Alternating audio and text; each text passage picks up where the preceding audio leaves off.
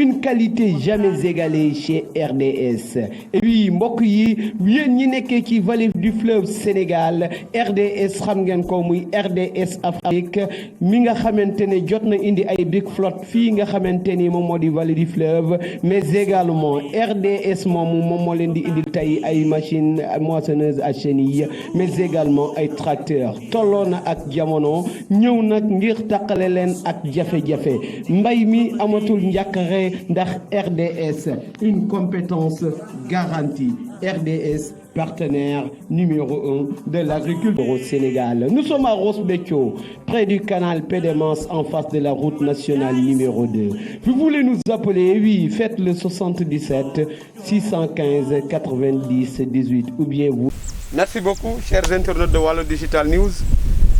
ñu nuyuwaat leen bu baax je pense que ni bu ngeen gisee décor bi di ngeen xam bu baax fu ñu nekk encore une fois dans l'émission Ecovert. Aujourd'hui ñuy def découverte ci beneen zone wala ñuy génnee beneen zone boo xamante ne toujours c'est dans la vallée c'est dans le delta nga xamante ne principalement li fi nekk moom moo di l'agriculture risicole bokk na ci li fi ëpp doole tey nag ñu seeti ji zone bu mel naka zone Ronk bu ñu fa demee nag ñu fekk fa un jeune du nom de Asmalik Niang mu yëngatu ci agriculture tey jii ñu xool agriculture bi naka la mel ci zone boobu mais également moom Asmalik naka la koy dundee As nuyu nañ la bàyyi nga nuyu ak internautes yi. waaw merci beaucoup Oumar ñu ngi lay nuyu d'abord di la dalal jàmm fii ci Bundum Est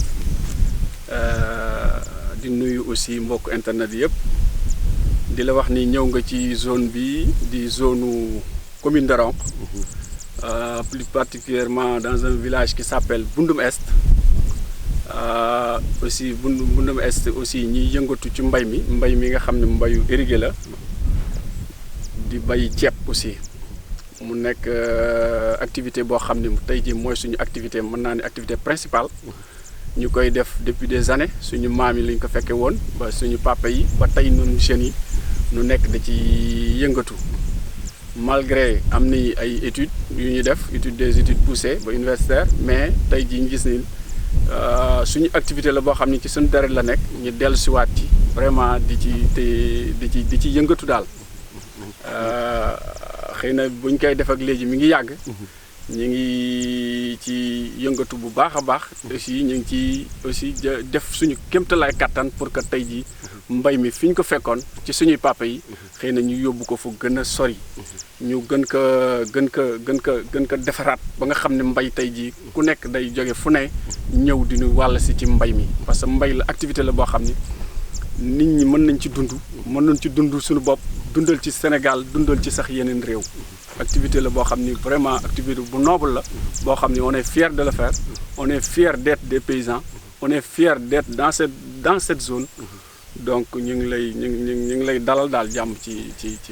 Bundum Est. macha allah As jërëjëf wax nga ko Bundum Est mais généralement tool yi bu ñu nekkee ci biir àll bi dañuy am ay particularités nominales. c'est-à-dire fii moo tudd lii fii moo tudd lee fii mooy fan. fii boo ko seetee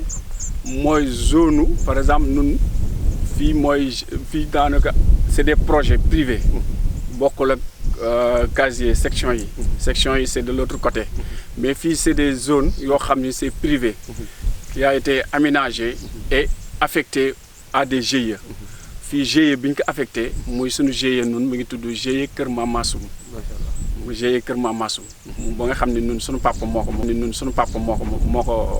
moo ko defaroon au nom de toute la famille mais en tant que jeune bu ñu demee ba jëmm aussi nous tamit on a créé notre propre GIE qui s'appelle GIE Ndoukoul boo xam ne je suis le président tey jii moom daanaka booy seet surface bi ngay gis fii yëpp GIE Ndoukoul moo ko bay. macha allah GIE Ndoukoul donc mën nañu jàpp ni daal ñun ñu ngi Ndoukoul tey. kon internautes yi yéen a ko dégg yéen ñoom di ñu teewlu tey ñu ngi Ndoukoul.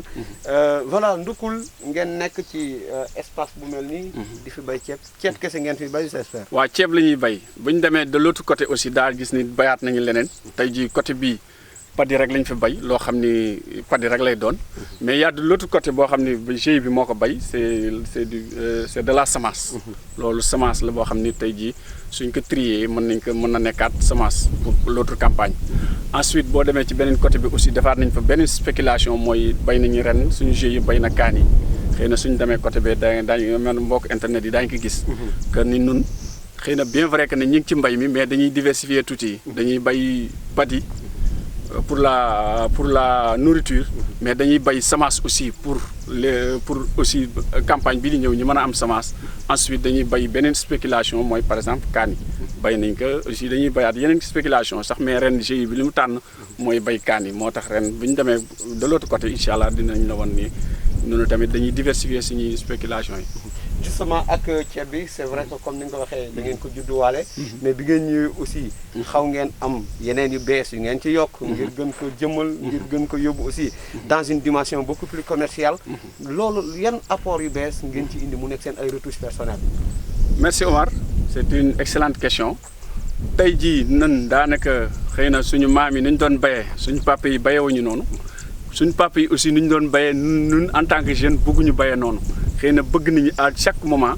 ñuy moderniser mbay mi parce que mbay mi mënul nekk ci benn niveau rek tey jii à chaque moment war nañ ko di mën a moderniser mbay mi di gën a ñi ci wane xarañte comme ni ñu koy wane ci yeneen métiers yi ñun tamit ñuy wane yeneen xarañte ci mbay mi en tant que jeune tey jii ba ñu ñëwee xëy na am na yeneen touche yoo xam ne c'est des touches personnelles yoo xam ne nun noo ko ci def en tant que jeune tey jii suñu ambition rëy na macha allah liñ ci bëgg a def rëy na macha allah li ñuy defagum aussi ñi ngi def suñu kéemtalaay kattan ba tey jii boo seetee daanaka fii da ngay xam ni en tant que jeune vraiment on a inspiration boo xam ni moo ñu permettre tey jii mën naa ni réussir nañ fi loo xam ni xëy na bi ci kanamee tuuti ba ñu dem ba récolter dañuy rendre compte ni malgré on est des jeunes malgré expérience mbay bi xëy na bariwul trop ñu ngi continuer di jàng ci suñu parents yi ba tey mais vraiment sentir nañ ni suñu touche personnelle feeñ na ci parce que mbay tey jii dafa dem ba fa nga xam ni mbay dootul koo xam ni dafa yeewu rek jàngul deful dara rek moom la ñu war a affecté ci mbay loolu duñu war a dem dimension boobu dafa war a dañ ci mbay tey jii dafa laaj sax nga jàng nga xarañ tuuti parce que lépp technique la lépp c'est de la planification lépp c'est du calendrier dañu nga bañ ba naan calendrier cultural ñu def de telle sorte que ñuy respecter calendrier cultural ñuy def de telle sorte que ñuy respecter les dosages pour la culture ñuy respecter ñuy respecter li météo di wax sax ci mbay pour que ñu mën a nekk dans les temps nga xam ne tey jii y aura moins de dégâts y aura plus de rendement y aura aussi plus d'opportunités saisir yeneen yi nga xam ne mën nga ko am ci mbay yëpp tey jii sa niveau mën nal ko may mais su fekkee dañu basé rek ni mbay xam nga ñi analphabète wala ñi jàngul rek vraiment jóge nañ ci niveau boobu c'est des intellectuels qui sont revenus yoo xam ne demoon nañu jàngi c'est des universitaires mais qui ont accepté de revenir nekk ci mbay mi vraiment ñu gis aussi suñu état boo xam ne vraiment mu ngi def kéemtalaay kàttanam pour dimbali baykat yi pour jàppale mbaykat yi je pense que aussi niveau boobu ñu nekkoon lu ñu indi rek mu naxsaay xëy na niveau boobu ak jeunes yi nga xam ne ñëw nañu ak niveau intellectuel bi ñu am ak projection bi ñu am ci mbay fii ak 10 ans wala fii ak 15 ans je pense que ne tey jii lu bëri dina changer dans la vallée lu bëri aussi apport bu rëy daañu ko sentir aussi ci mbay fii ak quelques années. justement dinañ ci ñëw léegi surtout yéen jeunes yi nga xamante ni ñëw ngeen ci agriculture ak soutien bi ngeen ndax am ngeen kàl yooyu dinañ ci ñëw léegi. maintenant laalaa tuuti comme fi nga doon wax les conditions climatiques. tey su fekkente ne ñëw na d'une manière négative. ban impact bu négatif lu mën a causer ci mbay mi wala ban impact bu positif. waaw merci Omar c'est une excellente question. looloo tey jii booy seet conditions météorologiques yi. je pense que tey jii fi ñu toll nii rek on est déjà menacé tey ñu ngi naan météo mi ngi ñuy wax naa ne taw bi dana teel a ñëw ensuite ñu seet ni même picc yeeg yooyu aussi ñu seet ni aussi mi ngi ñëw mi ngi gën a bari ñu xool ni tey jii li ñuy xaaru ci production bi tey jii loolu lu ci bari mën na ko yàq chaque année dañuy projeter pour que ni ñun on va aller avec tant de tonnes mais chaque année dañuy rendre compte ni. lu bëri da ciy yàqu. te taw bi la. te li koy indi taw bi rek. taw bi moo koy indi ensuite picc yi dañuy ñëw bu ñu ñëwee daanaka booy seet mën naa ne ci production bi 5% wala 6% daanaka picc yi da koy yóbbu nga ñëwati taw bi ñëw bi taw bi ñëwee piste de production yi tey boo ci dem tey jii su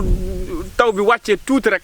oto dootul dugg oto dootul dem charrette dootul mën yëpp ceeb bi daanaka sa ceeb dafay yàqu ci àll bi te tey jii même ci ngóob mi su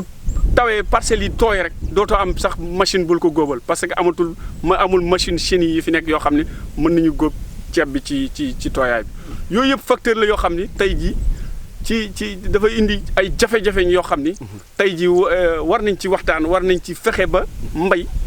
ñu defaraat yooyu parce que piste de production yi tey boo ci jaar nii tey jii rek daa xam ni lii lu ñu waroon defar la bu yàgg mais tey jii boobu ba léegi mi ngi traîner tey jii ceeb bu bëri day yàqu ci àll bi mën naa ne autosuffisance bi ñuy wax bu ñu doon projeté ci Macky Sall lu ma gëmoon la mais conditions yi tax ñu mën ci àgg tey jii conditions yu bëri daanaka dañuy passé à côté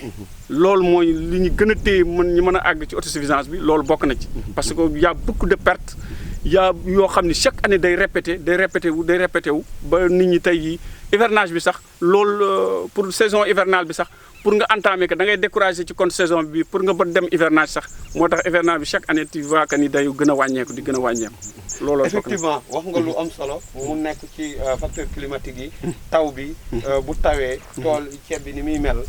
piste de production yi ni muy impraticable ba nga xamante ni aussi pour évacuer ceeb bi à temps day daal di métti loolu aussi mu nekk des contraintes je pense que ni ay contraintes extraordinaires maintenant yeneen contraintes yi junj nga lu mel naka pression aviaire bi picc yi jamono yi gisoon nañu picc yi xawoon ñëw mais léegi nu ngeen koy dundee tane na ou pas. bon picc yi ren gi je pense que suñu côté bi xaw na tane peut-être ñi ngi koy dégg ci côté débiti géej bi côté yooyu ñi ngi ko fay dégg xëy na suñu côté bi tane na mais picc mooy loo xam ne mënoo ko natt à chaque moment rek du jour au lendemain rek mën na def descente te su defee descente tey ji picc bu def descente ci zone rek tey ji bu doon 1% wala 2% par jour mën na ko yàq moo tax kenn mënul natt picc li ci gën rek mooy ñu fexe mettre les conditions yi nga xam ne tey jii suñu bayee ba pare ñu rassuré wu que ni état mettre na des conditions yoo xam ne leer na ni picc yi ñi ngi xeex ak ñoom comme Mauritanie ni muy def tey jii ñun li ñu gën a dimbali sax mooy zone bi nga xam ne dafa xaw a jege tuuti Mauritanie ak Mauritanie ni muy traité xëy na ñoom dañuy déplacé wu di ñu migré wu jëm côté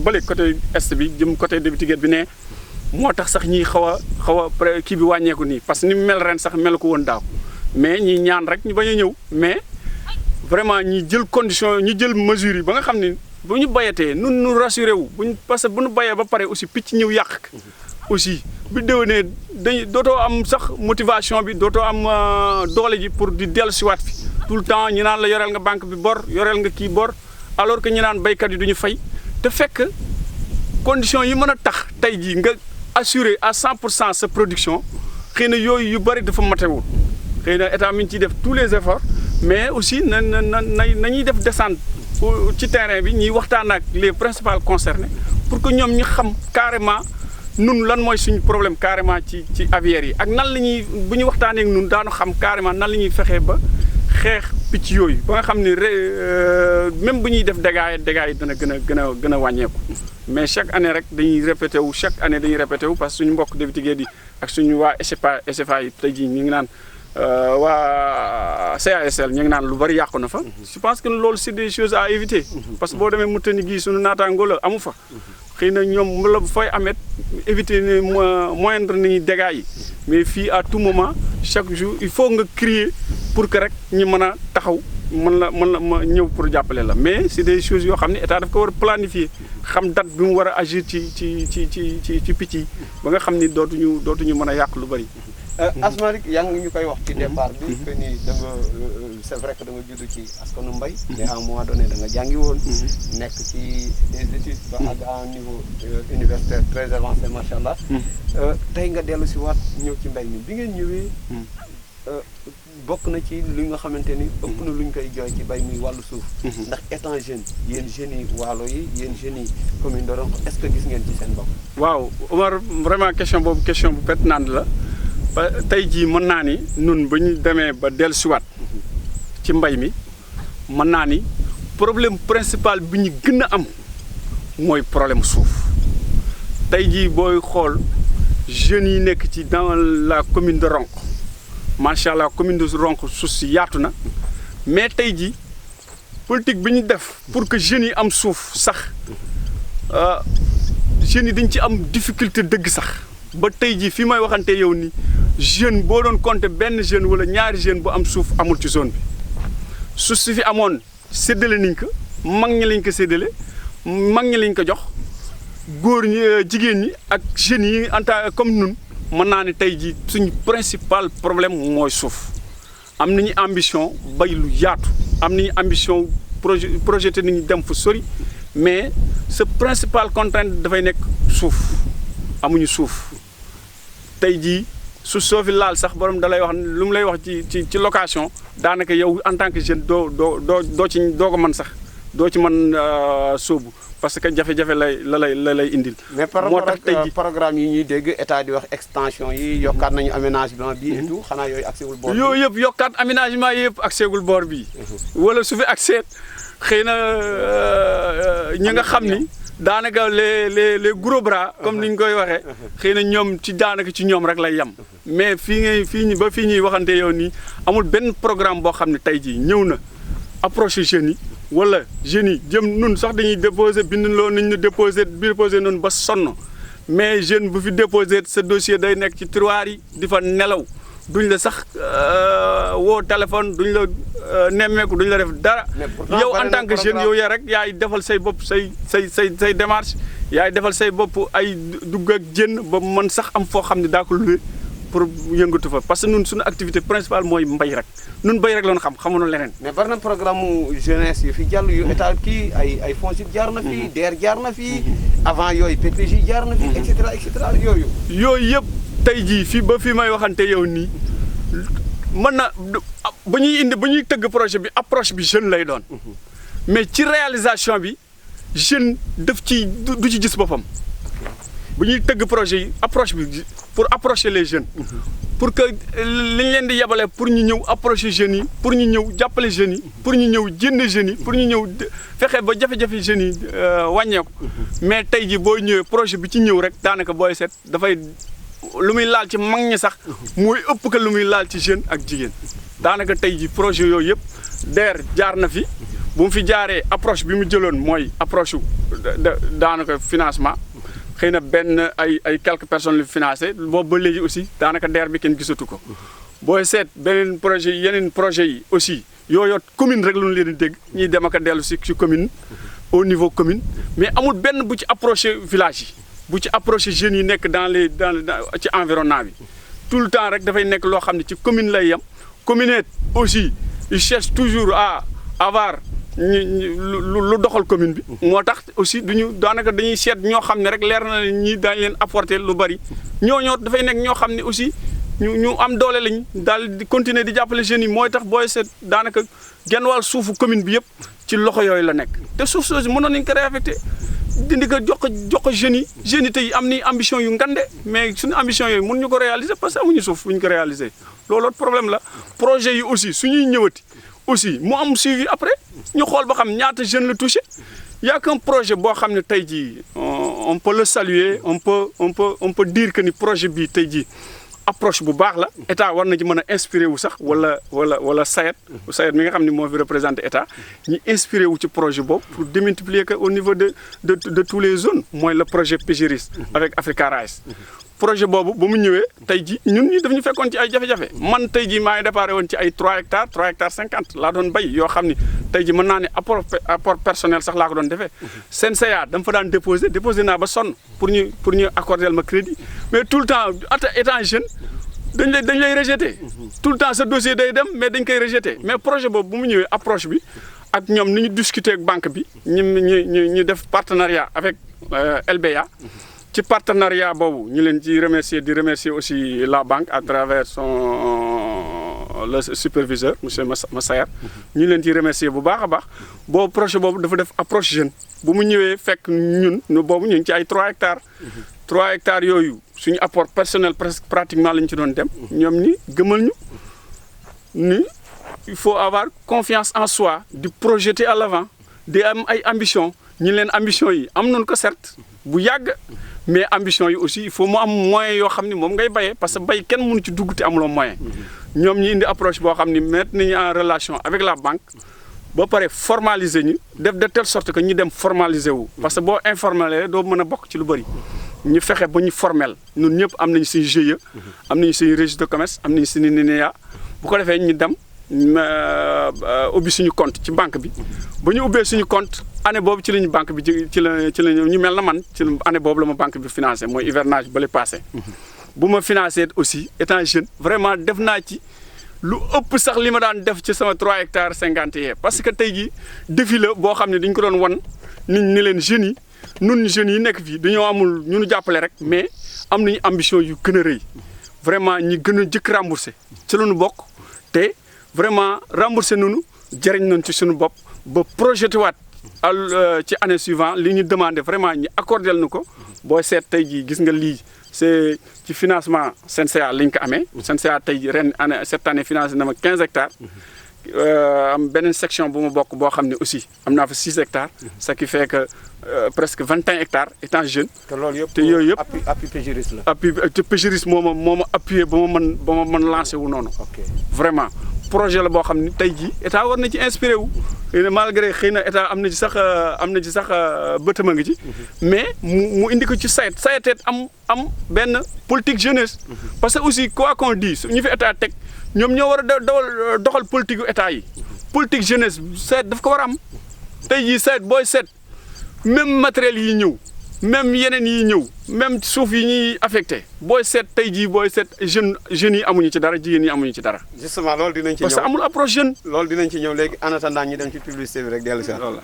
Une qualité jamais égalée chez RDS. Et oui, mbokk yi yéen ñi nekkee ci vallée du fleuve Sénégal RDS xam ngeen ko muy RDS Afrique mi nga xamante ne jot na indi ay big flotte fii nga xamante ni moom moo di Ross Béthio près du canal Pédémence en face de la route nationale numéro 2. Vous voulez nous appeler? Oui, faites le 77 615 90 18.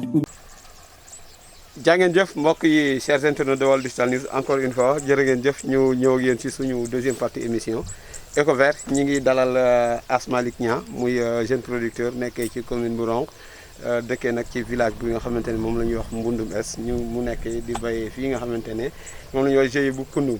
je pense que c'est ça GIE Ndoukoul Asmalik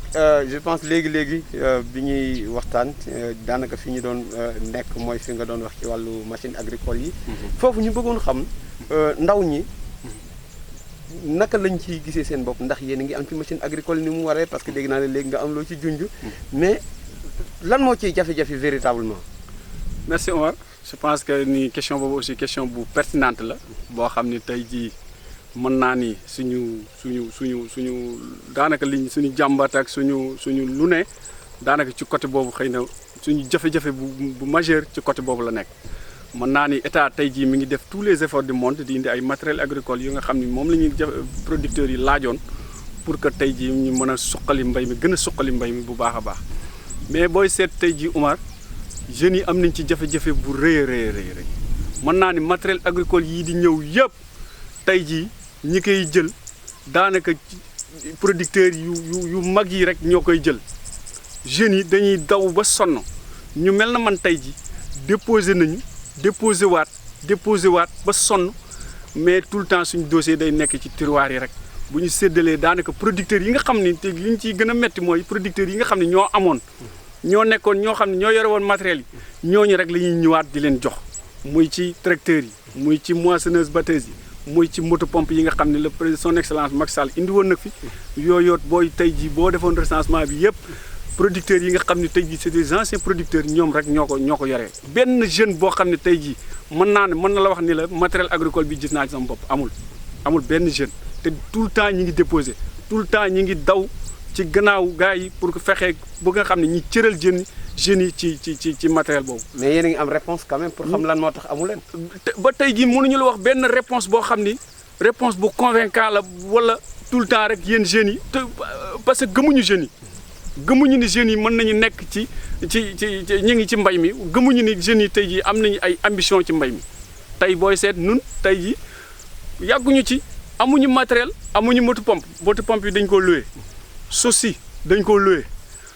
malgré ça ñu ngi def tous les efforts du monde pour que tey jii emblaver lu gën a bari pour que tey jii ñu def loo xam ni tey dafay participer ci li président son excellence di woote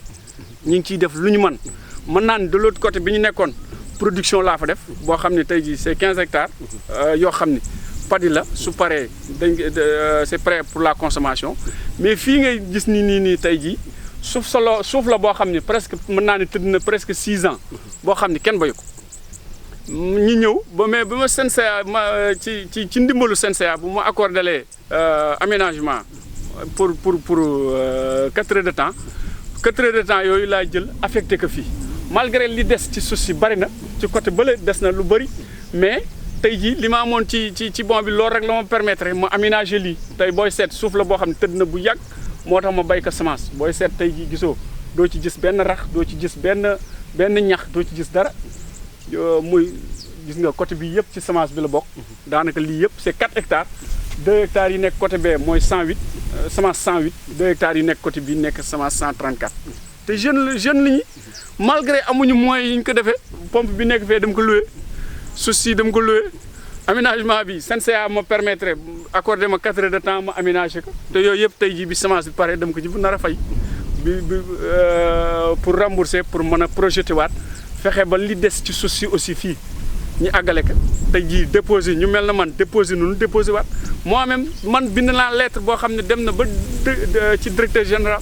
tey jii mën naa la jox sama suuf boo xam ni numéro courrier bi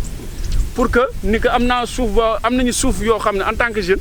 yoo xam ne suñ ñu ko aménagé lee tey jii mën nañ ci mbay. Justement, mais ba tey jii courrier boobu amul réponse amul woote amul dara mais les mêmes personnes yi ñu doon aménagé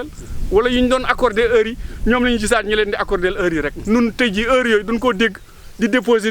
rek mais mën na ci fexe ba jeune jariñoo ci heures yooyu. Justement yaa ngi wax wàllu bala ñu ñëw dellu si waat ci heures yooyu yaa ngi wax wàllu semence bi. fële bay nga fa 15 hectares. fii nga def 6 hectares yoo xamante ni semence la. te aménagement bi kese moom la banque jël en charge. maintenant ak yan moyen nga réussir leneen lii parce que ku ne xam na ni am na ay intrants am na semence bi ci boppam. am na kii bi nu mu tudd mbay mi am na leneen ak leneen. main d'œuvre et tout ça. ak yan moyen nga réussir loolu. waaw yan moyens yi nga réussir mooy par exemple pour la banque tey jii banque moo financé 15 hectares yi. 15 hectares yi banque moo ko financé 10 hectares yi moom laa béy de l'autre côté mais loolu padi la prêt pour la consommation. ma indi fii bay fii 4 hectares ak 1 hectare bu nekk côté bee boo xam ne pré-base la. ce qui fait en tout de 15 hectares. 15 hectares yooyu ci biir 15 hectares yooyu banque bi moom ko financé. moo ma financé tous les 15 hectares. aménagement bi banque bi moom ko financé aménagement bi xëy na li ma banque bi accordé mooy de 4 heures de temps yi 4 heures de temps yi fii rek la matewul woon fee sax mais de notre propre moyens yi nga xam ne moom la ñu amoon moom la ñuy débourser pour mën a aménager côté bale. booy seet suñu main d'œuvre bi am na ñuy liggéey fii pratiquement am na ñaar ñu nekk fii am na ñaar ñu nekk fale am nañu aussi location pompe bi yoo xam ne yooyu banque bi du ko jël en charge sax yoo xam ne nun nooy démerder pour jëlal ko suñu bopp en charge tey jii bu ñu amoon moyen aussi fii li des fii dafa bëri mais amuñu moyen yi ñu ko àggalee aménagé ko moo tax tey jii mën naan li des fii yëpp te tëdd li ñu bëggoon bay bëri na mais amuñu moyen yi ñu ko àggalee mais xëy na ci sunu bëgg-bëgg moo tax li ñu amoon yëpp dañ ko ciy def li ñu banque bi financé ñu ngi ciy def le maximum mais aussi ñu ngi ciy defaale suñu loo xam ni tey jii suñu ay denc la wala suñu ay lijjanti la yoo xam ni vraiment ñu ngi koy yokk ci mbay mi parce que dañu gëm mbay dañu am espoir ni tey jii mën nañu réussir ci mbay dañu am espoir ni mën nañu changer mbay parce que mbay ni ñu ko doon bayee ak fekk fa suñu papa yi je pense que ñun ñu mel na ñun dañ ko bëgg changer mu nekk beneen fànn mbay li ñuy wax producteur bi naan ko doo liggéey wala doo fay bor ñun dañ bëgg changer dimension boobu ba nga xam ne tey jii producteur day mel na producteur bi nekk Québec day mel na producteur bi nekk Europe day mel na producteur bi nekk Amérique nga xam ne tey jii ñoom mbay daanaka lu ñu wax rek dañu leen di déglu sax ñu nekk des gens fiers ci li ñuy activité bi ñuy def ñu nekk des gens yoo xam ne fiers di rénover di changer di indi xarala yu bees mais loolu yëpp ci accompagnement bi lay doon accompagnement bi kenn du ko def ku dul état ku dul ay ñi nga xam ne ñoom la fi indi vraiment ñooñu mën jàppale en tant que jeune nag ñooñu tey jii ñoo war a walbatiku jàppale jeunes yi mais booy seet mbay fi mu nekkoon rek foofu lañ ko téye ñi nekkoon ci bopp bi ñoo daanaka ñi nekkoon ñoo xam ne ñoom la ñuy pousse ñoom la ñuy continuer di pousse ba tey mbay nekk fu mu nekkoon ba tey je pense que tey jii war nañ changer approche war nañ changer méthode def approche jeune ba nga xam ne jeunes yi daañu leen inclure ci biir inclure femmes yi jàppale jeunes yi encadrer leen ba nga xam ne tey jii ambition yi ñu am ak changement bi ñu bëgg def ñu def ko au futur. Un jeune de la vallée war na mën a xëy nekk un agrobusiness dans la vallée. dans la vallée oui un jeune de la vallée mën na nekk agrobusiness dans la vallée tey jii li agrobusiness yi di def fee ñoo leen ko ni ñuy béyee noo leen ko dàqale fuuf. au plan social am nañu ay programme yoo xam ne tey jii ñoo leen ko dàqale fuuf. te au plan social moom mooy gën a jege askan wi. mooy gën a jege askan wi te daanaka tey jii ni ngay dundee ak ñoom ni nga leen di dimbalee ak ni ngay xamee seen jafe-jafe ni ngi ci ni ñu lay accompagner xëy na ki jógee ci bitim du ko mën kooku li muy xanturam mooy li muy liggéey tibbal li muy yóbbu ko feneen alors que nun daanaka li ñuy liggéey ni tey jii fii bi bu nu paree mën naa ne ñëpp a ciy jariñ zone bi daanaka ñu ci bari dañuy ñëw jàpp ci liggéey bi nga fay sa bor la ci des daanaka da nga koy bokkaat ak ñoom rek. généralement bokk na ci lu ñu gën a di bàkkee baykat yi. duñu fay bor.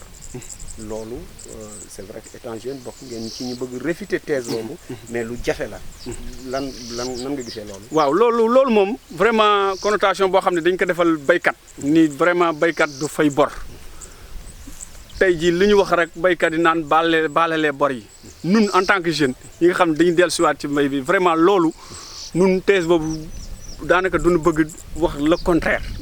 baykat du koo xam ne dañuy jël xaalis di def ci mbay mi mu naan baale ma baykat du koo xam ne aussi day liggéey jël yëfu jaambur ba pare naan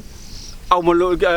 liggéeyu ko ba du fay borom. tey dañu bëgg changer approche bi vraiment changer approche bi ba nga xam ne liñ ñuy jox dañuy mettre dans les conditions wu tey jii dañ koy réussir à 100%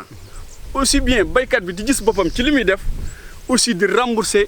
ki kay lebal bor bi loolooy tax ki koy lebal mën a sawar di ko yokkal li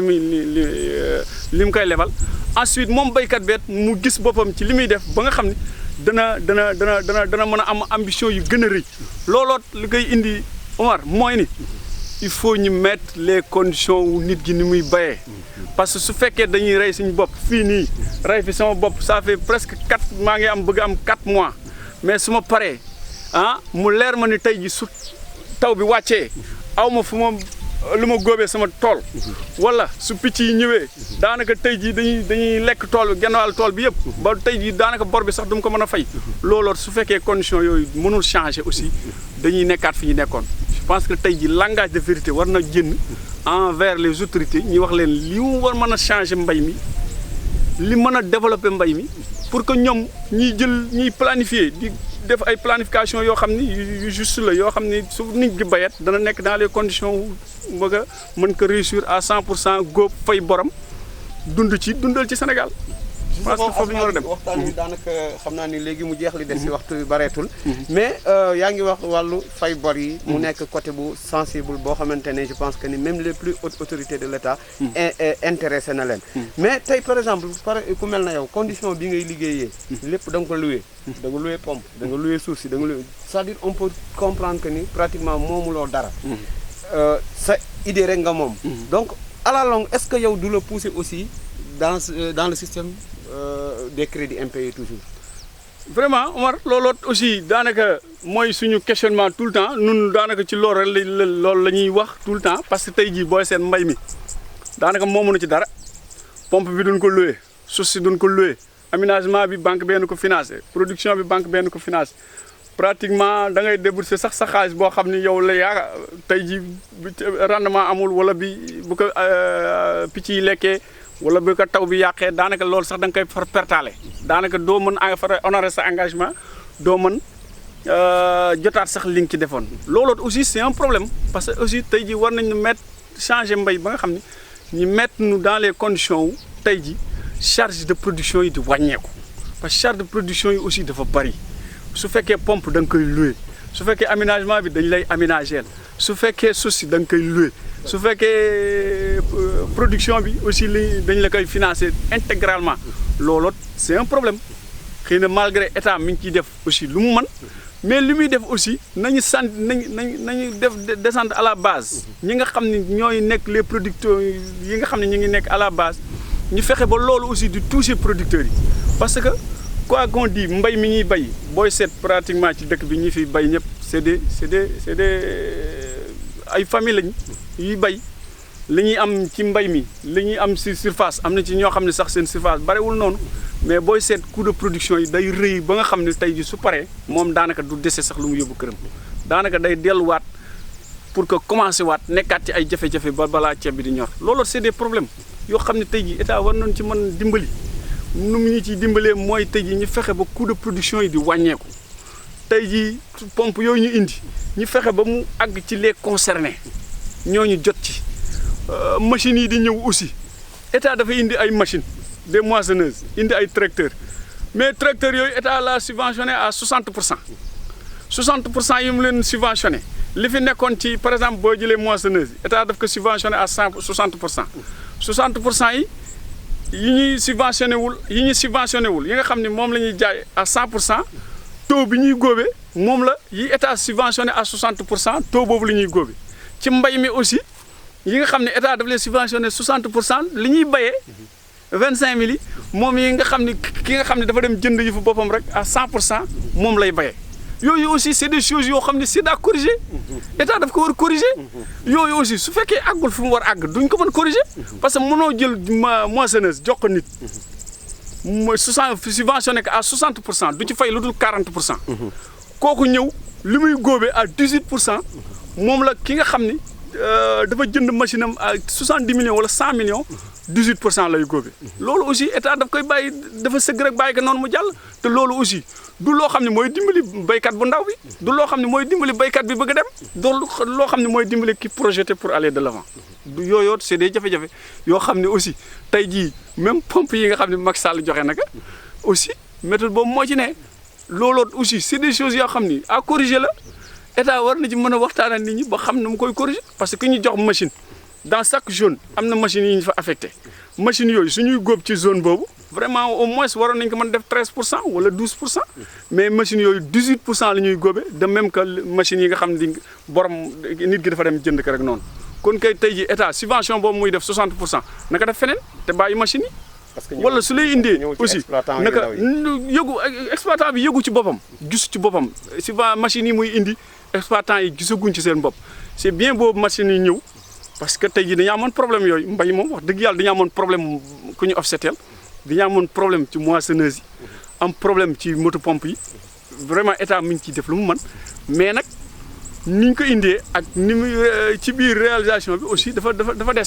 parce que état day indi rek mais après day gëmm ci exécution bi looloo aussi c'est à corriger te ñu mel ne noonu aussi dañu ñëw pour taxaw pour corriger loolu. parce que loolu aussi il faut ñu waxtaanaa ceeg autorités yi parce que loolu approche suñu indeeti machines yi ñu toog waxtaanaa nit ñi ñu xam ban approche lañ ciy jël. Asmalik ñi ngi jeexal waxtaan wi. nga tënk ci li ngay tëjee yóbbaale rek ngóob mi ngi jot. ñu ngi ci contexte de Covid-19. saisonniers yi war nañu ñëw. comportement wu askan wi ñun ñu ni fekk si. lan la war a doon surtout que arrondissement Ndiaye bi nu bokk ñun ñëpp amagum na benn kaw coronavirus. Omar ñu ngi lay gërëm bu baax a baax vraiment tey jii li nga def. vraiment ñu ngi li ci gërëm bu wér a wér parce que tey jii ñu mel na yéen ñoo mën a feeñal tax yu bari yoo xam ne tey jii mën nañ ko defar bu mu gën a baax mais ñu mel ne yéen rek ñoo koy feeñal ñu leen di gërëm bu baax a baax di lancer appel à ce que tey jii mbay mi xëy na nun li ñu waroon def yëpp def nañ ko banque bi financé nañu aménagé nañu tool yi bay nañu ba tey jii ñoo ngi ci phase boo xam ne daanaka récolte yi léemu jot te tey jii taw bi menacé na déjà te ñu ngi ci contexte boo xam ni contexte bu xaw a difficile la ci ñëpp mooy Covid-19 bi tey jii ñi ngi xalaat ni tey jii daañu am problème mais pour que ñu góob tool yeeg yooyu ñu jàppale ci tool yi parce que dañ daan am chaque année ñoo xam ni dañu daan jóge ci partout ba même pays extérieur yi nekk ci environnement bi mais ñooñu am nañu yaakaar ne ñooñu ñëpp duñu teew kon ça veut dire que ni tey jii daañu dem ci ngóob mi ak jafe-jafe yu bëri ñu ciy lancé appel à ce que état aussi su mënee def ay avancé ci yooyu ñu fexe ba ñu am ay machines à chenille yoo xam ne su fekkee mën nañu teel a ñëw ñu ñëw pour que jàppale nit ñi ci ngóob mi ensuite di lancé appel à ce que ñi nga xam ne aussi daañu déplacé wu daañu ñëw ñu jël les mesures ba nga xam ne tey jii parce que population yi c'est des villages ay villages lañ yoo xam ne ñi ci ne daanaka la mission bi tout le temps dafay am nit ñi dañuy duggalante jëndante xamuñu ko jóge fii xamuñu ko jóge fee je pense que ñi ñu mën dimbali mooy ñi nga xam ne ñooy yëngu ci wàll boobu xëy na population bi ñu ngi continuer di leen sensibiliser mais aussi ñooma tamit ñi def tous les efforts ba nga xam ne ñii di ñëwet ñu mën def contrôle bi mën leen vraiment sensibiliser ba nga xam ne tey jii suñuy dugganteeg nit ñeeg ñu veiller à ce que ñooñu tey jii indaale wuñ fi dara loo xam ne mën nañu ko dugal ci population bi parce que population la boo xam ne tey jii fi dara duggee rek daf ñuy indil en plus que aussi ñu dégg ni am nañu benn cas boo xam ne tey jii am na ci département bi je pense que tey jii war na tax ñi gënaat jël matukaay yi pour que loolu vraiment ñu jéem a fexe ba xeex ak loolu ba nga xam ne du fi dugg daal vraiment Omar Sy ñu lay gërëm di la sant bu baax a baax gërëm bu amul app di remercier sa mbokk internet suñu mbokk internet yi di jaajëfal ñëpp di leen jox rendez-vous beneen rencontre xëy na bu ñu góobee ba pare ba remboursé ba xëy na yi ñu projeté waat bii di ñëw xëy na ko wanaat suñu mbokk internet yi di ñaax aussi sama mbokk jeunes yi parce que aussi bu ñu toog rek naan aussi amuñu suuf bu ñu toog rek naan gars yi jël nañu affaire yi mag ñi jël nañu machines yi mag ñi jël nañu kii nun jog bu ñu amee ambitionné rek dañuy bu ñu amee ay ambition rek dañuy sore parce que tey jii ba ñuy commencé CNCA lim ñu financé woon ba 8 hectares la woon mais malgré ça tey jii ñu ngi ciy démarré ba ñu ngi pousse te xam naa bi déwénee incha allah suñu remboursé dinañu gën a poussaat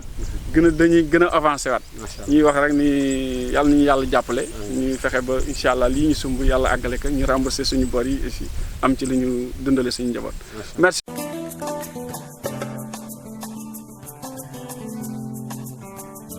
ki la doon toppatoo soo mënee defal ko bi lépp baax yi. Et oui, vous ne rêvez pas, vous êtes bien au Sénégal. Fii mooy compagnie RDS, compagnie numéro 1 de fourniture de matériaux agricoles. Après avoir livré des big flottes partout dans la vallée du fleuve Sénégal, la meilleure marque de machines agricoles débarque chez vous. Cette fois-ci, avec un nouvel arsenal adapté aux réalités actuelles. RDS xam ni da ngeen toll ci jamono bu ngeen soxlo ay moissonneuses adaptées. Mu indi leen ay moissonneuses à chenilles, mais également ay tracteurs yu tolloo ak jamono.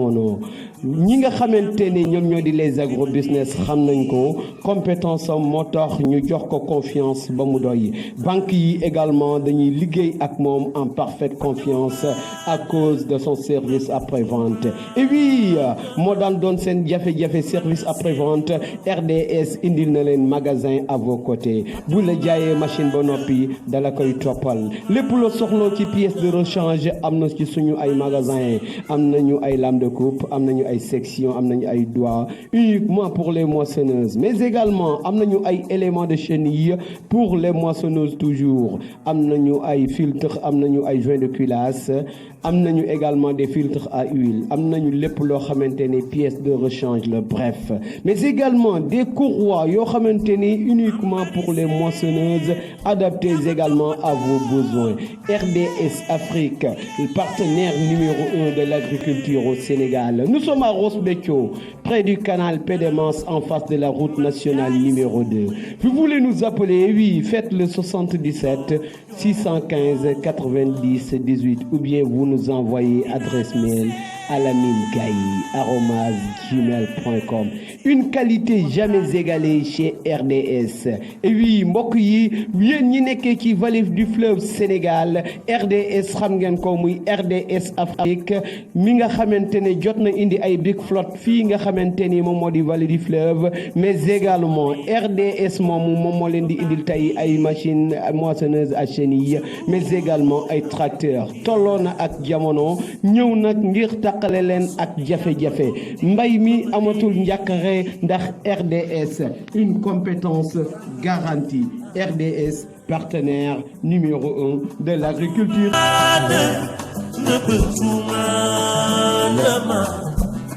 Man la seen doom